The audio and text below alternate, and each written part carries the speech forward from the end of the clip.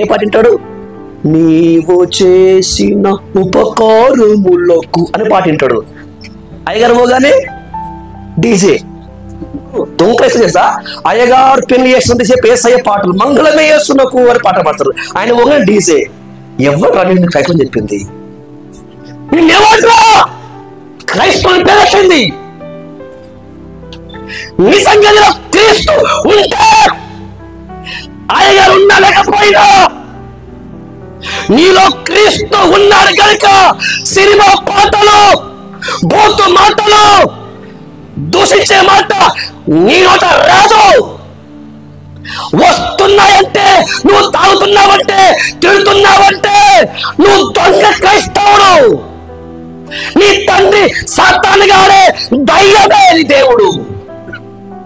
దేవుడికి స్తోత్రం, హల్లెలూయా. నిజమా కాదా? నిజమా కాదా? అయ్యగారు పెళ్లి చేస్తే అయ్యగారు చేయమని కూర్చుంటే స్తోత్రం శల్లితో నీ వాక్యం బతికించను. అయ్యగారు వంగనే బెచ్చక తెచ్చక తెచ్చక తెచ్చక తెచ్చక తెచ్చక తెచ్చక. మీరు క్రైస్తవులా? మీరు క్రైస్తవులా? చెప్తాము. ఇది క్రైస్తవునా? ఒప్పుకుంటారా? మనం అంటాం, వాళ్ళు ఒప్పుకుంటారా? నేనేరా క్రైస్తవుని, నువ్వు మొన్న పుట్టినవరా, నువ్వు మొన్న చర్చకెళ్తున్నావురా. మేము మా అయ్య పాస్టర్, అయ్య పాస్టర్, తాత పాస్టర్, తాత పాస్టర్. కాడి బాతులు మానడు. ఏమన్నాడు? మామా దా, బాబా రా.